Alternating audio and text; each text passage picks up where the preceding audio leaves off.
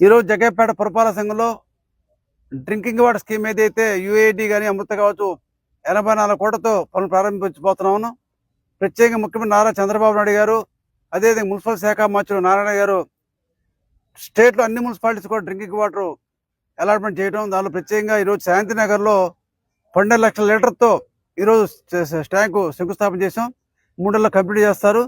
పూర్తిగా యుఏడి అమృత వర్క్ పూర్తయితే జగ్గయ్యపేట పురపాలక సంఘంలో ఎక్కడ కూడా త్రాగునీరు ఎక్కడ కూడా ఇబ్బంది ఉండదు. పూర్తిగా ఇది 12 లక్షల రూపాయలు, అదే 12 లక్షల లీటర్ అయితే ధనం బోర్డు మీద 15 లక్షల లీటర్లతో ధనం బోర్డు కట్టబోతా ఉన్నాం.